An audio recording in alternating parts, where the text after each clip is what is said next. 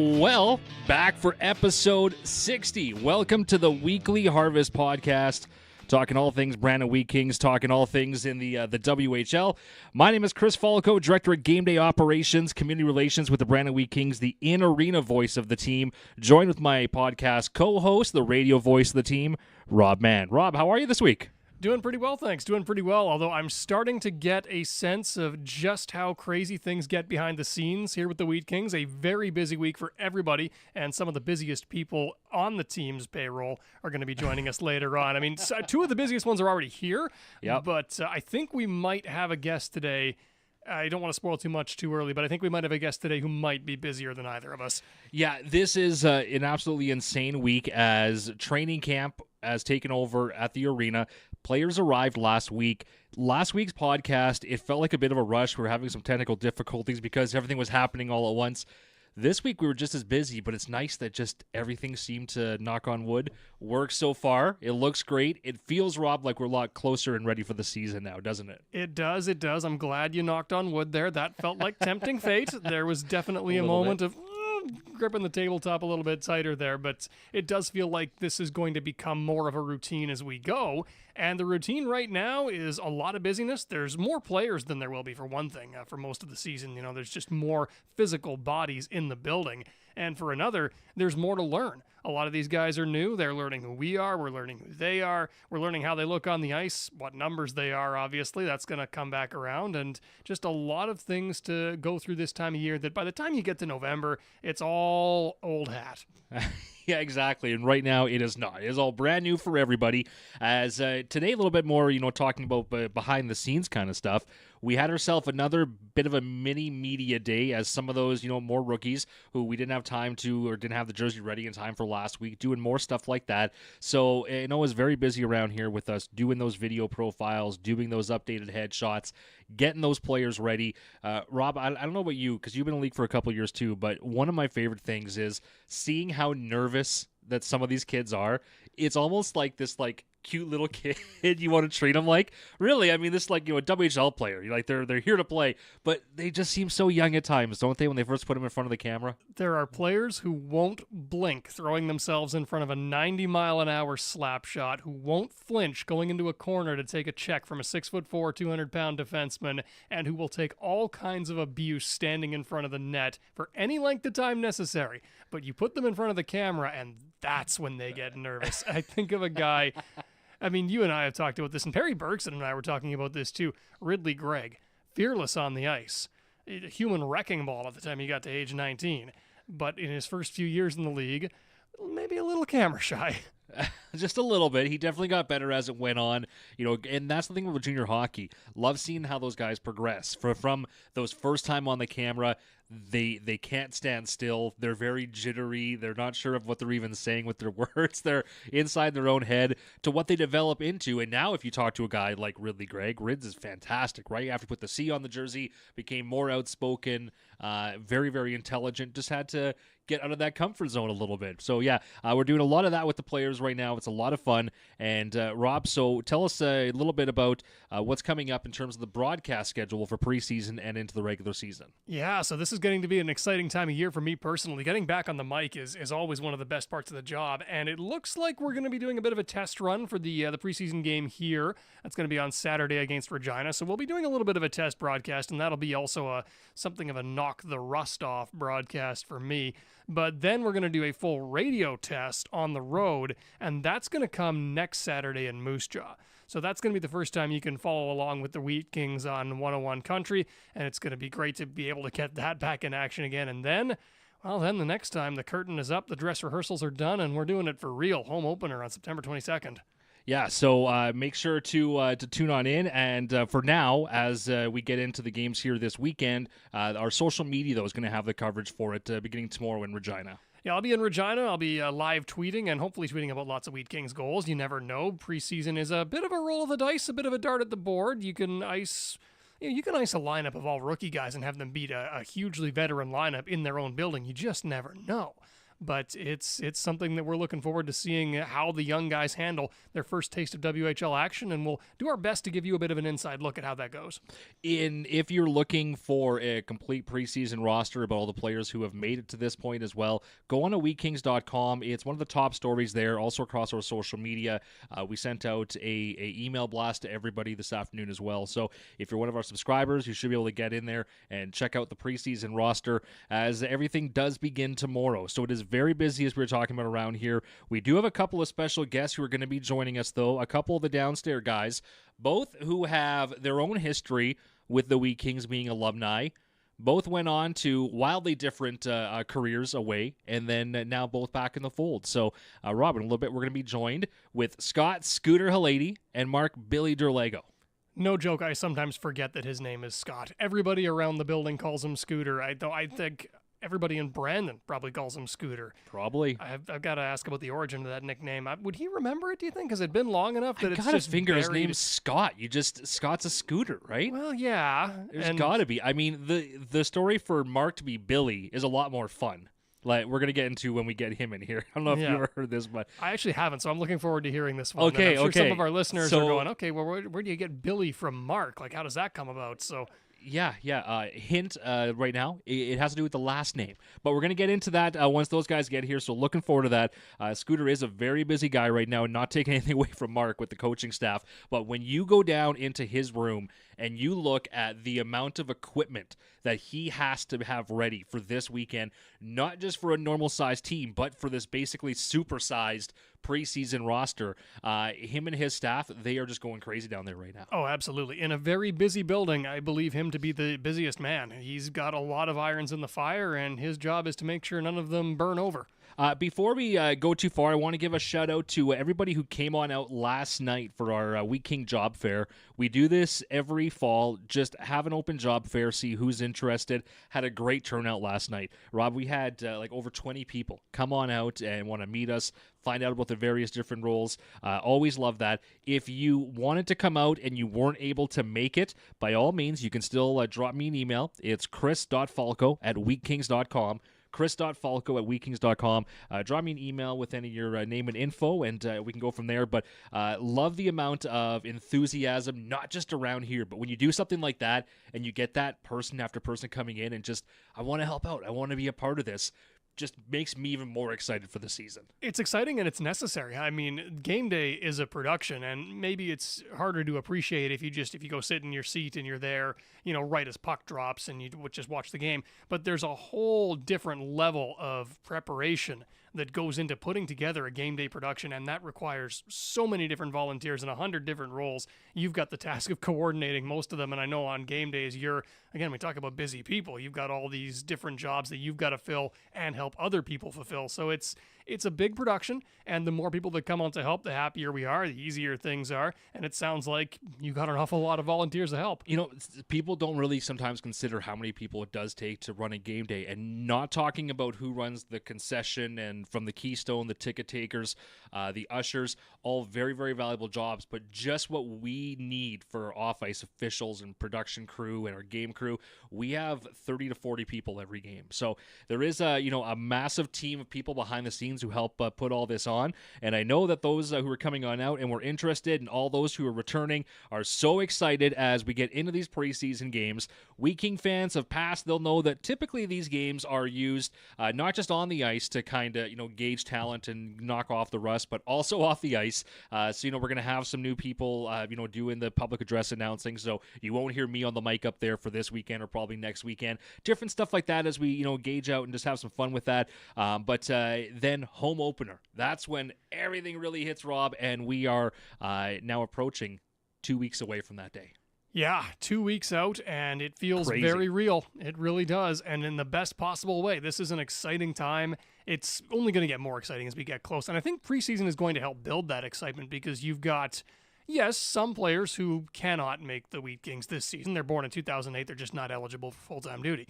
But there are still some battles to be decided, and even within the players who are on the roster, there's still decisions to be made about who's going to fill some key minutes, not only with Nate Danielson gone to Detroit Red Wings camp, and by the way, we wish him the absolute best of luck in that, but also when he gets back, there's still slots in the roster that haven't been officially filled yet with Calder Anderson and Nolan Ritchie moving on. That's a lot of power play minutes up for grabs. It's a lot of penalty kill minutes up for grabs. Somebody's going to put their stamp on those minutes during this preseason.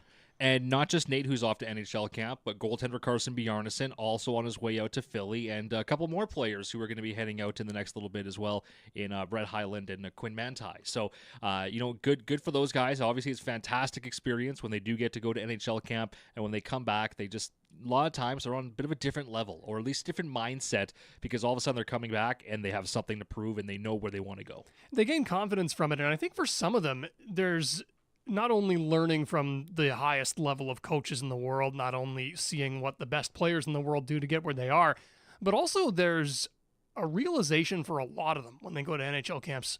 There's kind of this eye-opening moment of, I'm not as far away as I thought. The WHL can seem very far removed from the NHL sometimes, but some of these WHL players will go and they'll skate against the best players in the world, and they'll say to themselves, you know what, I belong here. And they'll come back and play like it. The example I come back to from Prince Albert, we had a defenseman named Landon Kosier who went undrafted, but he got sent to camp with the LA Kings. They liked him so much in the rookie camp that they brought him up for the main camp, and then he came back to the Prince Albert Raiders. And the year before, he had 4 or 5 goals in 21 games, no assists. That year, he had 18 goals as a defenseman because his confidence, in addition to getting a year older and a year physically more mature and stronger, just took this gigantic leap forward as he kind of realized, okay, the pros are a long ways off, but I'm not out of the contest here. Mm-hmm. There are people here who are at the height of their game, and I'm not that far behind them, and I can push myself and get to their level. And so I think some of the guys that the Wheat Kings are sending to camps are going to come back with that same realization. Well, I know hockey fans would be very excited if that's the case, so it should be, hopefully a great start to the year once those guys get back. But even with them gone, there is a lot of young talent who is here going to be trying to prove themselves that they can take and help fill some of that time. So not only filling for those guys, who are gone from last year, but the guys gone for at least the first start of the season here.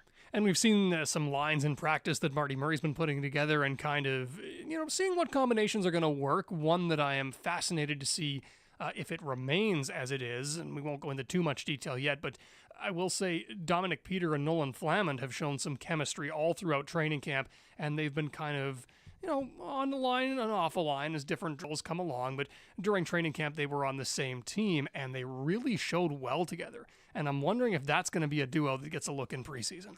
I'm excited for a lot of different duos and different matchups. As the coaches, you can bet in preseason, the beginning of the year, just going to be trying a bunch of different things, right? And just seeing who works the best together. We'll get into that with Mark and with Scooter here in just a couple minutes, as it looks like they're beginning to kind of congregate outside the studio here. Before we get into that, just a reminder for all of our fans who do not have their tickets yet. Of course, season tickets are available, and just earlier on this week, they released all the single game tickets, Rob. So starting this past Tuesday, that's now available. So if you wanted to come to the game on Friday, December 1st, on Saturday, January the 6th, any game this season, you can now buy your ticket for that game. If you've got one circled on the calendar for whatever reason, maybe you've got a family member playing on the opposing team, maybe you've got an opposing player you really want to see, an NHL prospect to your favorite team perhaps that's coming to town for the first time, and of course with some of the BC teams arriving here for the first time since 2020, it's going to be a big change for that. But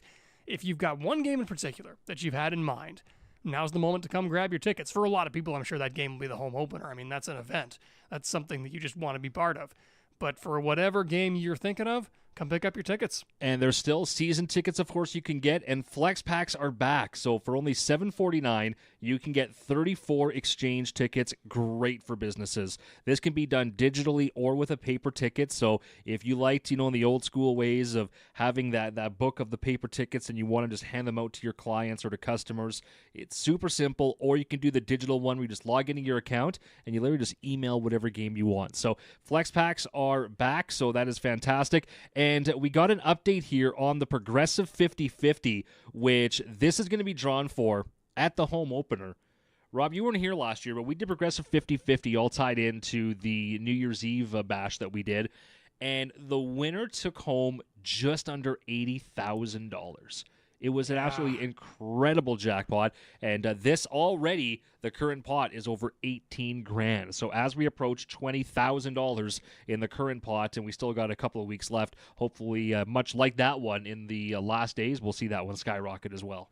Yeah, the number blew me away when you showed it to me. In fact, we were doing an on-location broadcast a little bit at J&G Homes Arena during the Black and Gold game, and one of the things we talked about was the progressive 50-50 and how successful it had been, and someone mentioned to me before I went on air, yeah, it went pretty well last year. Oh, yeah, pretty well. How was that?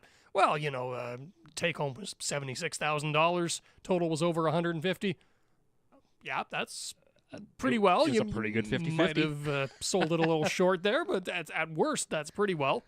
Yeah, so if you're watching live on the YouTube channel right now, you'll see a QR code. You can scan that and go to purchase. But if you're listening to this podcast, super simple. Go to wheatkings.com/50-50, and it's right there at the very top as well. Progressive home opener, again, as it approaches the $20,000 mark. So hopefully, like I said, that one will continue to rise up. Rob, we have got our guests, and it looks as if they are now talking to, is that Marty out there as well, bugging them? Marty and Moltz and Billy's in there as well. It's a gathering of the coaches and the staff as well. And Scooter's on his way, though he is coming in. Maybe we can just bring them all in because they're all just around hanging out at this time of the night. As we get Scooter and Mark in, we'll get you guys to go ahead and scoot underneath there. By all means, here, pick this up. And we talk about the new 17 game plans. We just talked about season tickets and about the flex packs. But if you want to just come to maybe half the season, right? Let's say maybe you are a snowbird and you're going to be down south for the second half. Well, you can come for the first half and just pay that $3.99. Same thing with the second half. Or if you are like me and you got kids in hockey and a very busy schedule, you just don't know how many games you can make, do a split season. We got split A and split B, also just $3.99, and that gets you a great mix, basically, of games throughout the year. So you'll get a selection of some of the bigger games, some random ones here and there. But yeah, we're going to be offering that for the first time here this season. As we now get live back into the studio here onto the screen, and look at this setup. Oh, we got to do the all shot. 1 second. Here we go. There we go. Hey, on the microphone, we have now got Mark Billy Derlago. How are you? Good. How are you? We're doing fantastic. Good. And Scooter, just right beside. We're going to get you on mic here momentarily. We're going to talk to Mark first while he's here. First of all, Mark, everybody calls you Billy around here. Rob doesn't know why. Oh, jeez. Do you want to go back and then tell us the story about how Billy came about? Well, my Uncle Bill was a Wheat King player, obviously. His picture's downstairs there. I'm sure you've seen that before. And I was probably 15 or 16. I forget, playing with the midget team, and I just get called Bill automatically. That's how it happened. I came to the Wheat Kings the next year, and Ricky Kozak was on the team, and he just naturally started calling me Billy, and it just stuck ever since and hasn't gone away. So there you go, Rob. Named after his uncle, who played here way back when. It's a short story, but as hockey nicknames go, that's one of the deeper stories I think you get. It's pretty simple, yeah. Now, I got to ask, I don't think I've ever asked this to you, but what does the family think about that? I think they thought it was a little different to start, but now it's pretty natural. I think I got some nephews calling me Uncle Billy now, so it's kind of funny. Well, and the company, Billy's Beef, that we've talked about before. Billy's Beef. That's kind of a play because my wife's dad's name is Bill as well. It's his beef, so kind of little both there. Two Billies. Yeah. Yeah. So, Mark, let's go back to some of those, first days. You grew up in the area here. What did that mean when you were coming in, like your first camp? Coming to Wheat King camp as a 14, 15-year-old, it was kind of overwhelming. I mean, you grew up watching all these guys. I remember coming and seeing Ryan Craig and Jordan Tutu, and then the next year you get Ryan Stone and Eric Fair, and you're big fans of these guys, and then you're playing on a line with them. So it's a bit overwhelming, and you might not have your best camp when you're kind of a big fan, but you kind of settle in pretty quick, and I think it went pretty good from there. And it's funny, we were talking to some of the younger players today about what it's like adjusting from the U18 AAA level or the Bantam AAA level to the pace of play. Was there ever a moment where you were having to line up against like a Jordan Tutu or a guy like that and thinking to yourself, oh boy, that's who's across from me at this face-off? Yeah, a couple times in that camp. I remember Jordan Tutu, and he was kind of his 19-year-old season, I think he was kind of a man on a mission, and it was line up against him at camp. It was like, this guy is days ahead of me, years ahead of me, and I just had to get off the ice pretty quick when I was lined up against him. To be fair to you, I think a lot of WHL players tried to get off the ice as fast as they could when Jordan Tutu was out there. Yeah, I think that was a smart play. What was one of your very first road trip memories? Because, of course, with the Dub, a lot of this is about travel, and we're on the verge of the first trip out. What was the first time you remember getting on the bus? First time getting on the bus, I actually have I think going to Swift, and we had to carry those trunks down a staircase or something like that. Does that sound right in Swift Current? Yeah, it was somewhere like that, and it felt like we were going to probably kill ourselves before the game even started, just falling down the stairs with those giant trunks. But that was part of the rookie duty, and it was all part of the league, so it was good. It's still part of the rookie duty to this day. And remembering your own time as a rookie, when you see young players coming into the league and getting adjusted to not only the rookie duties, but the pace of play, the travel, and all that, what kind of advice do you pass on to them from your own memories? Just enjoy it, have fun with it. It's all part of the experience. I mean, you come in as a young guy, and you do have jobs, you have duties, and that's kind of the growing up in the league. Mark, you've been with the organization as a player, left, came back, now on the assistant coach for going into your fifth season? Fifth season? Yep. How is your feelings heading into this year compared to the previous four? Excitement on this year. I think the young guys coming in, I think we got some good depth coming in. There's some guys pushing for spots, which isn't always the case. You kind of have a roster and a lineup that's pretty much not set, but a few spots. But I think this year there could be some movement up top there, and pretty exciting to start the year. Did anybody in particular surprise you coming into camp with just how much work they seem to have put in over the summer, or just how big a step they seem to have taken? Right now, I think the standout, Tony Wilson, looks great. It looks like he's taken a step. He's got some scoring ability going on right now. He's kind of got the hot hand in camp. Charlie Ellick looks great. I think, you saw flashes last year.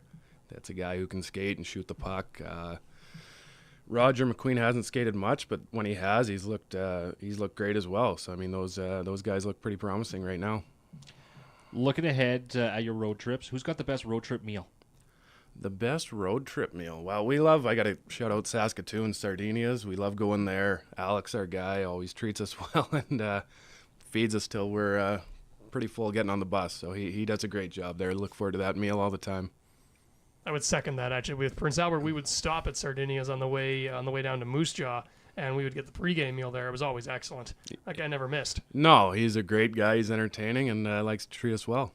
I don't know. I guess I'm just hungry because that's what's on my mind right now. But that made it worse because now I'm even more hungry. Well, we could talk food if you want. I'm hungry too. This is like shopping while you're hungry. It's just a bad idea because I'm going to get out of here and reach immediately for my phone and start going through takeout apps. Yeah, no, it has been one of those days where I think we've all missed various meals over the last week. With just the hustle and bustle of training camp. We got Scooter here off mic. We're going to get him on momentarily. But Mark, just from you and the coaching standpoint, this is a very busy weekend with training camp. You get players who arrive even before that. We got like a couple team functions that are taking place, and then right into the camp and media day, and now in a preseason. What is this stretch like for you and the rest of the coaches? Yeah, it's an exciting time. I think it always starts out really exciting. Then by the end of the week, you're kind of exhausted and ready for a little break, but you don't get it. So you can't be tired now. It's September, but no, it's always an exciting time, and there's a lot going on. There's guys coming, guys going to NHL camp, guys coming back from camp, but I think we're all just really excited for the season to get going and get on our way here. Is it nice knowing that other years when we have guys go to camp, there's big question marks. Are they going to come back? When are they going to come back? You have Nate, who's a top 10 pick, but realistically, with like the Yzerman plan, he's going to be a long-term goal. You're going to have Nate here this year. Is that nicer as a coaching staff that you can a little bit more plan ahead and not have to think about, what if?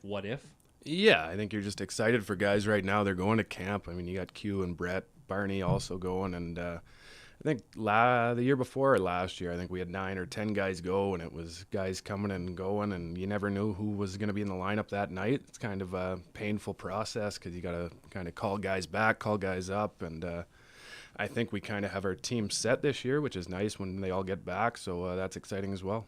That's great. Good luck this weekend with the first road trip, and so it's in Regina tomorrow, and you guys are here on home ice on Saturday. You're going to be behind the bench. Any butterflies at this stage in the career for preseason, or you just want to get going? Always butterflies, always nervous. No. Well, thanks for coming on the pod here this week. No, thank you very much. We appreciate it. We're going to get Scooter here just to shuffle on in, and we'll have you take over on that spot. Rob, Mark, obviously, been here for a long time. Scooter has been here for even longer, and I know that we got That was supposed to be a compliment, but right? It's that was very much a compliment, very much. Now, different roles, but similar. Scooter, with the hockey ops downstairs. Last time we had you on the pod here years ago, we talked a lot about your alumni days. I would love people to go back and hear more about that, about how you came up and playing the two sports and how all that went down. But now, this is the most chaotic time of the year. Before you jumped on, we were just mentioning that, like, with training camp, not only do you and the coaching staff have to think about a hockey team, but you basically almost have a team or a half or two teams worth of players right now with the coming and going and all the equipment. What is that war zone like for you and your guys down there right now? Well, it's organized chaos, I guess. Having said that, we've done it long enough now that it just becomes a regular routine. But yeah, like you've got 25 guys in the dressing room. You've got another 5 or 6 that are in dressing room 3, as we call it. And so keeping track of everything's a little bit more difficult. They don't have all the amenities that they normally have. Normally we run 2 sets of underwear. Right now we only have 1. So, getting laundry done is gross. Yeah, it's gross. It's funny. Like Lots of laundry. The day that the kids moved in, the rink went from smelling relatively nice to absolutely disgusting. Like, we forget as a group that we wash their gear. We cater to it. Like, we want the room to smell nice. Whereas at the bantam and midget levels, they don't have that luxury to use big industrial machines to wash and clean things. So we've had a few people come in the last few days to tell us how bad the room smells. And funny story, we use our ozone machine, and the first day that we used it, we forgot to turn it on. So just the fan ran for 8 hours, and we thought, oh, geez, it's not working. And then the second day we got it running properly, and it got better. And even I went down there today, it's disgusting again. So So you got your hands full is what you're saying. yeah, we do. But you know what? It's like Mark said, it's just part of the routine now. It's the regular thing, and we're okay with it. I'd rather have the room smell like hockey gear than smell like nothing when we're not in the playoffs. So To put that in perspective, by the way, before the players arrived and before training camp got started, the Keystone Center, pretty much all of it, smelled like manure because we were hosting an ag exhibition out in the back parking lot there. There were, I don't even want to count how many horses coming through at any given time. So if somebody who works in the Keystone Center tells you that the room smells bad, it's bad. it smells bad.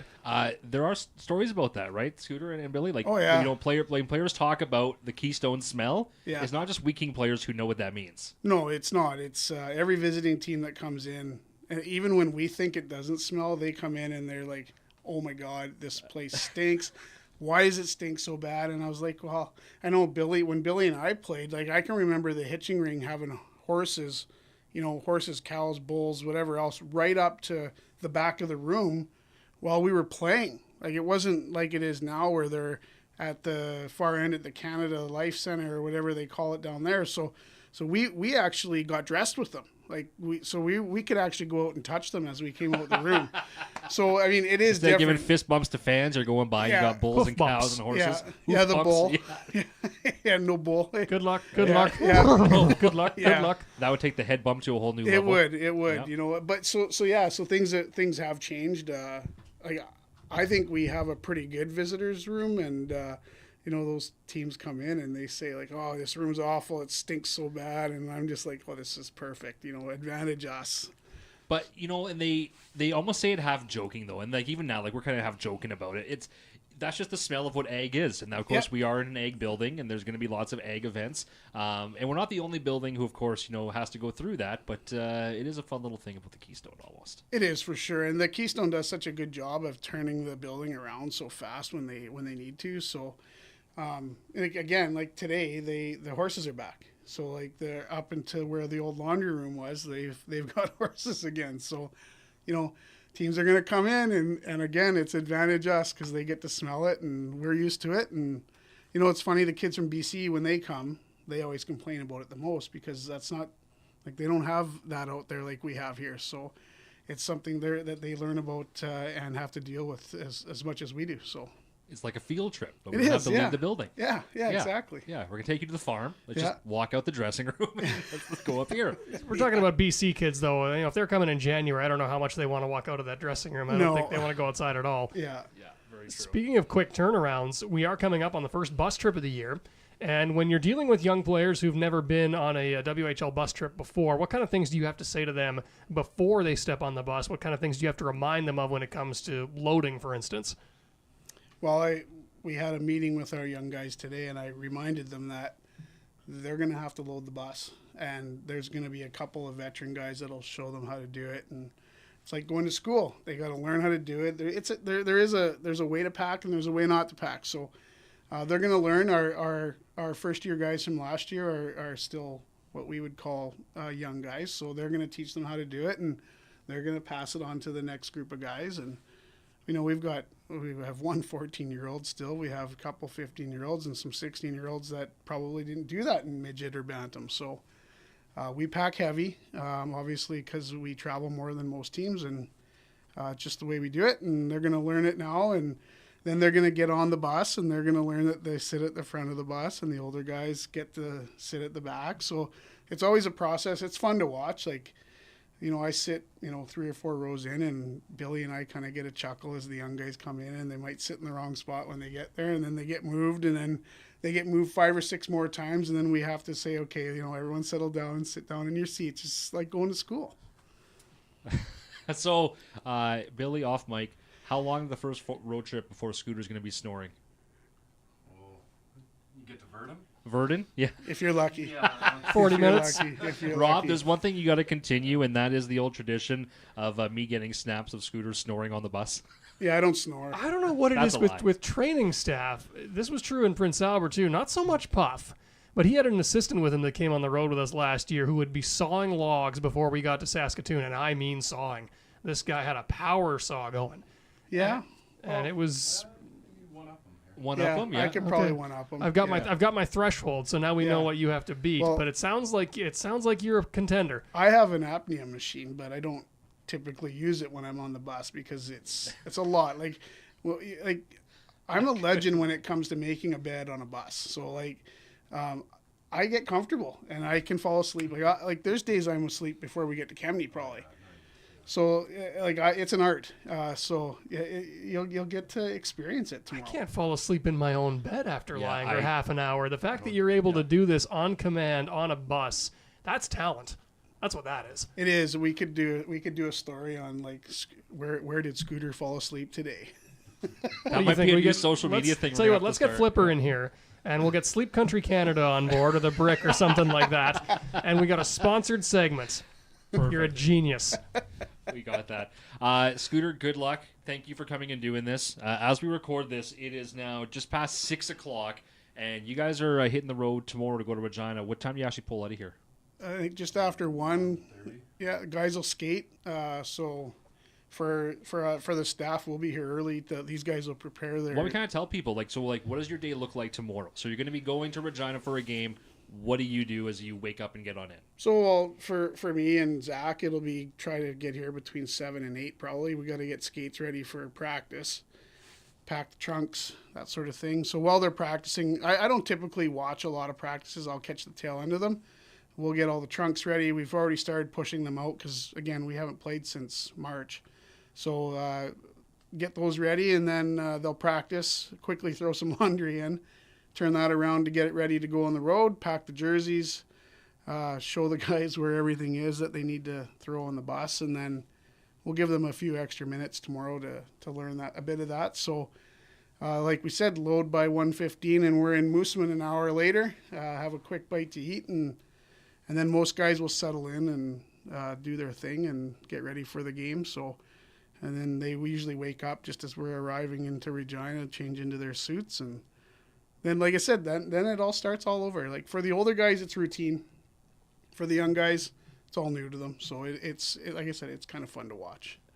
I was thrilled, by the way, to find out that on the way to Regina, we stop at a place called the Red Barn in Moosomin, all-time favorite restaurant. We were talking about favorite meals on the road. I mean, that's got to be on there. It is. They're fried chicken. Like That's what I'm getting. Yeah, we're fried chicken buddies here. So, but like their pasta, all their meals are great. Similar to what we have when we go to Elkhorn.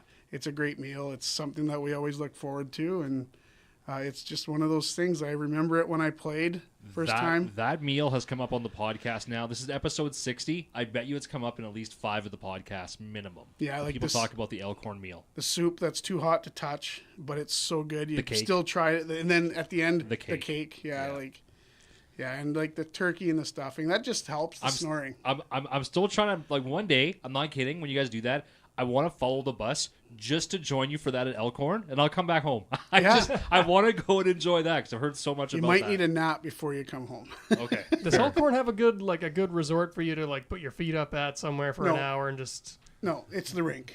No, Yeah. but Okay. Yeah. I got family there. It'll be fine. Yeah. Oh, Let's you're go set. visit them. We'll go Yeah. visit them. Yeah. Sandheim Farm, I'm coming. We're coming. Scooter, good luck tomorrow with all of that. Mark, Billy, good luck with all of that tomorrow as well. We'll try and catch up with you guys now that the pod is back early on in the season. We'll talk more about some more like fun stuff that the season gets underway. For sure. Awesome. Yeah. Okay. Thanks for having us. Hey, have a safe drive Great to have you tomorrow. on, Good gents. luck there. As the guys leave the studio, our big thanks to Mark, Billy Derlago. It seems still weird to actually call him Mark. It just sounds weird. And the same thing with Scott. Oh, we never asked him, but off mic. We just figured that Scooter was just because of Scott, right? Well, it was Ken Schneider when he lived with us. Ken Schneider. Oh, so he just came up with Scooter because of something else, or I scooted around the house all the time, and I really didn't sit still a lot. So you scooted around the house? yeah. I could kind of see it because you're a busy guy. We talked about it, and while you're sitting here, even you got like the twitchy left leg I'm always- because you're so used to being mobile. Yeah. Yeah. Yeah. I should be 150 pounds. Tweak. Yeah, Scooter tweak. Okay, good to go. All right. All right, thanks, guys. I really thought it was just Scott See, would be that a was Scooter. my first thought I really too. thought Although it would be like that. now but that I he's know scooting around. now that I know Ken Schneider was involved, that makes so much more sense. I've met Ken a few times from his time as an assistant coach with the Regina Pats. One of the best guys to talk to in the business. Just a gem of a human being. So knowing that he was behind that, it does make some sense. There you go. Those two guys are some of the favorite coworkers I've had. They are absolute beauties. Really got to have them back on once we have more time and once they're not in a rush. I mean, it's now, like I said, just after 6 o'clock, and they've got a lot. They have kids. They have families. They're going home. They're getting ready before that first road trip tomorrow. And, of course, then we got the game here on Saturday. But appreciate their time immensely for taking the 20 minutes and talking to us. As they get set for Regina tomorrow, Rob, you're going to be there helping cover some of our social media for us. And then on Saturday, we get to dust off the cobwebs. We get to get some things working back here. And we get the first taste of Wheat King hockey versus an opponent jersey since that game in March. When the puck finally drops, even though it's just a preseason game, there's just that, maybe mental, maybe outright physical, just sigh of relief. Just that feeling of, okay, we're started. We're underway. We're ready to go again. And I can't wait for it. And there's going to be a couple of local connections possibly playing, either tomorrow night or on Saturday. Two names that I know off the top of my head without doing any research is Cole Temple, who a local product here in Brandon, one of the stars of the U18 AAA program. He was like a top 6, top 5 pick who went to Regina 2 years ago. This would be his rookie eligible season. Looking for big things for Cole Temple at a camp. And then Wyatt Stitton, who's also a Manitoba product, who was drafted by the Pats. And word is, I've heard through the grapevine that he's probably been playing here on Saturday because he's got family coming in to come and watch him. So a couple of Manitoba connections, and I know there's more than that, but it's always, that time of the year, it's nice to see those guys come on in, play in front of their friends and family, even when it's an opposing jersey, and then kind of get that first taste of the rivalry. And I would look for Regina to come out gangbusters the next couple nights for a couple reasons. One, the veteran guys want to prove, as they did at Christmas last year, that team is more than Connor Bedard.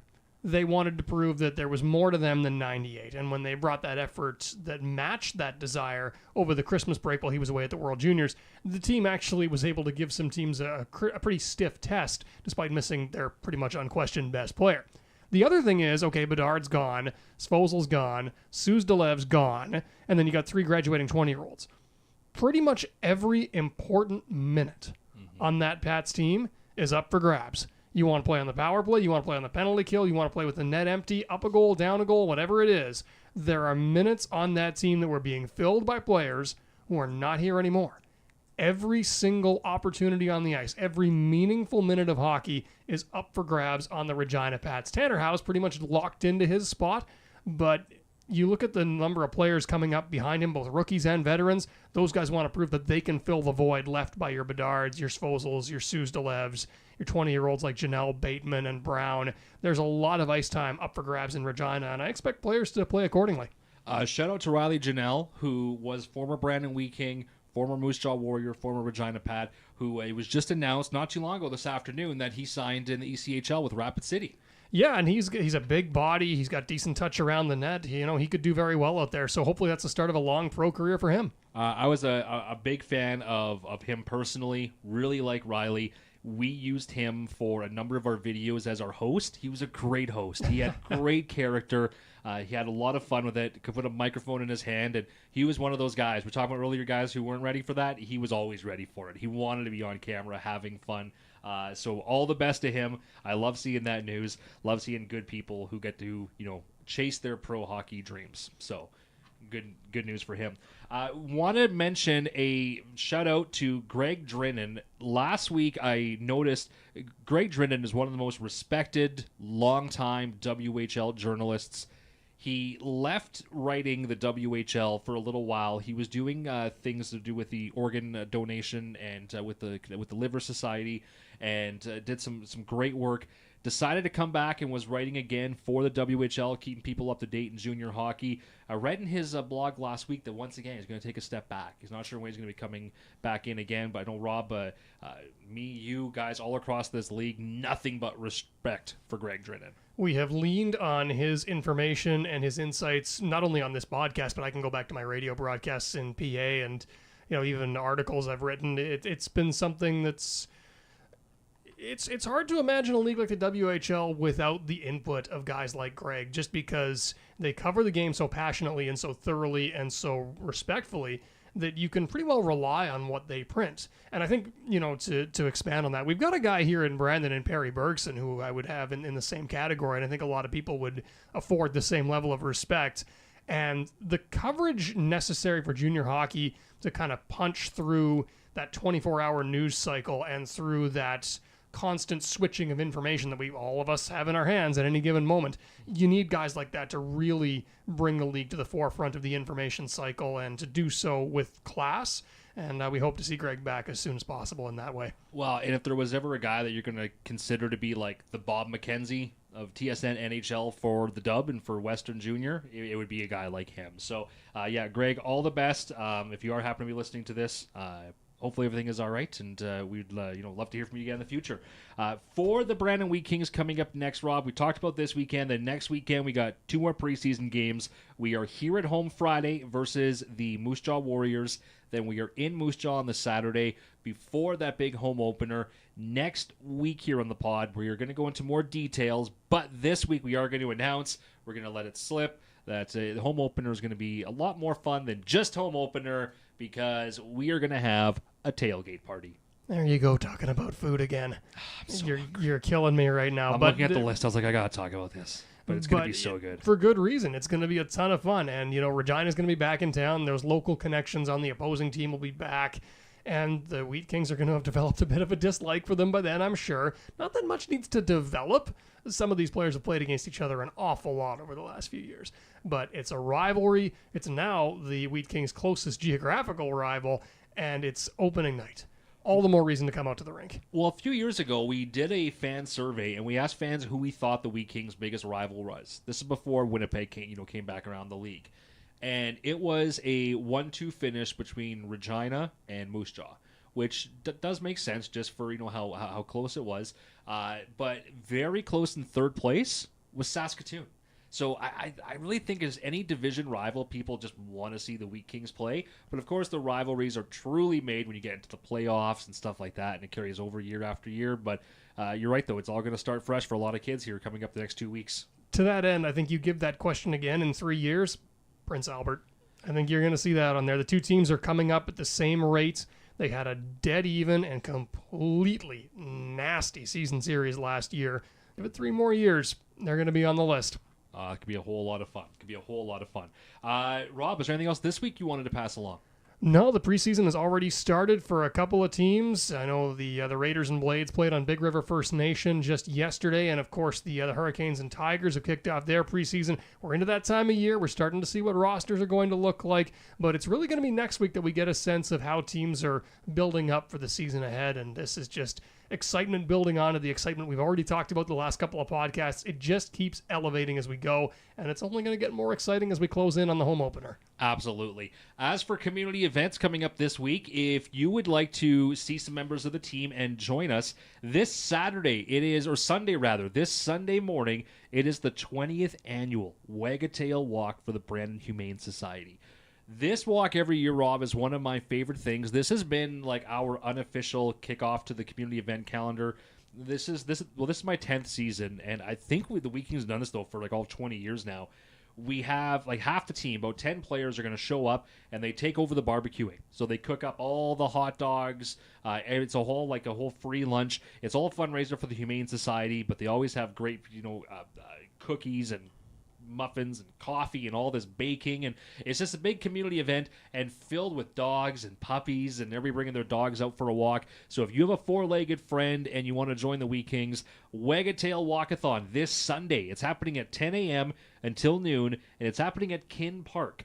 Kin Park is the park that's just south of First and Richmond. So kind of like where like the new Tim Hortons is right there, and there's the water park. It's right there. It's the old location. For a couple of years, they moved over to the Riverbank Discovery Center, but back to Kin Park this year. So Sunday morning, beginning at 10 a.m., all the week, or 10 of the Wheat Kings. Willie will be out there. I'll be out there with my dog. I know a lot of the staff, but it's going to be a whole lot of fun, Rob, coming up this Sunday. That one's been circled on my calendar. If there's puppies involved in an event, I want to be part of it. The other details don't concern me. Don't worry about that. Just cookies, muffins. No. Okay, great, nice little add-on. I'm going to be busy with puppies. I'm going to be too busy trying to make friends with every single one of them.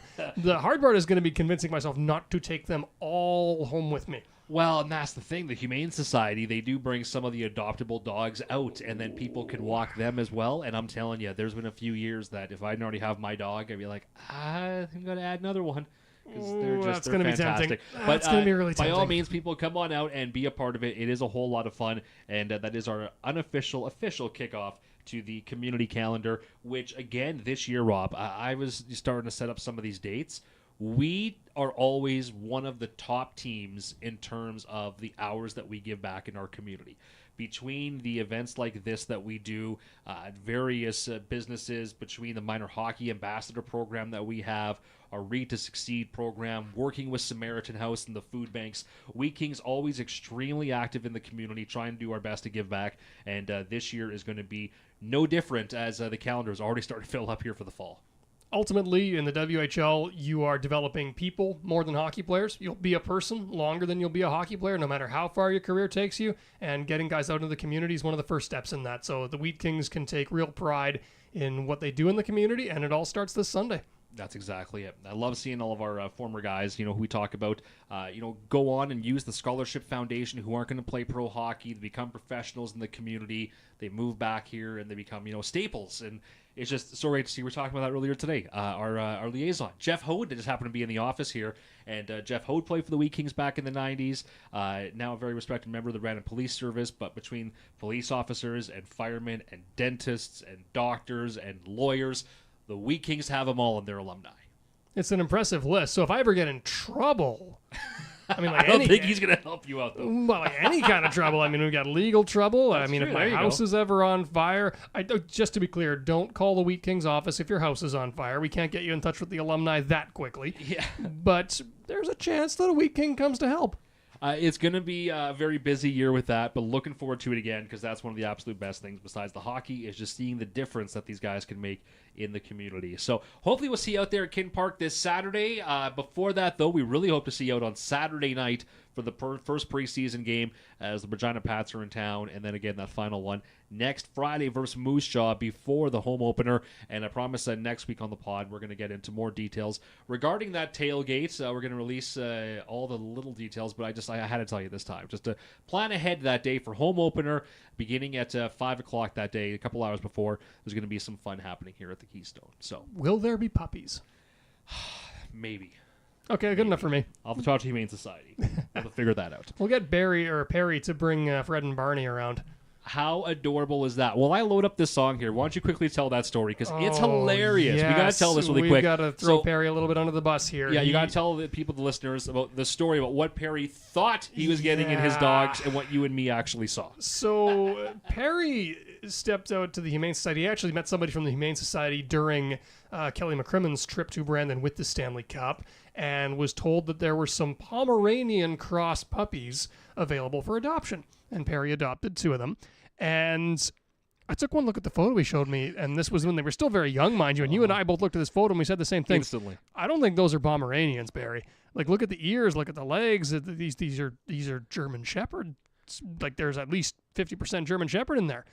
And he was told they weren't going to get to be more than 30 pounds. I think they might be that already. They must be. Yeah. We met Fred and Barney, named after the Flintstones. Great naming on Perry's part. I shouldn't expect anything less from him. But we met them, and it's immediately obvious. Oh, those are German Shepherds. Those are German Shepherds. I don't know if they have any Pomeranian in them. The mom looked at a Pomeranian once. That's about the extent of it. These are Shepherds. These are Shepherds, and they are going to be great, big, happy dogs. They're already very inquisitive the way puppies are. You know, they need to check everything out. They're very curious about the world. They're very friendly. So I'm thinking next time we get Perry on the pod, because we are definitely going to do that at some point. He's a local authority on the Wheat Kings. Some supplementary guests. I would love to talk about the puppies with him. Those things are so cute. Absolutely. But adorable. Absolutely hilarious that if anybody can handle the chaos, I hope that is the Bergson household. Yeah, Perry generates as much chaos as anybody, so he can handle it. All right, everybody, that's going to do it for us this week. We got to go get some rest because, Rob, I've like Scooter, this isn't the time of the year to be tired, but we worked all through the long weekend. We had camp the Saturday, Sunday, long weekend Monday, right back here through, and then working through this weekend as well. So it's now supper time. We're obviously hungry. Yeah, so if you couldn't tell, talking about food, that it's time for us to go and go and actually eat something, get some rest, and then we got a big day tomorrow. It's Friday of the first preseason game, so it's time to go get it. Absolutely. Couldn't be happier to be seeing some hockey again. Awesome. Have yourself a fantastic week. Thank you so much for listening to episode 60 of The Weekly Harvest. For Rob Mann, I'm Chris Follico. We'll talk to you again next week. Cheers.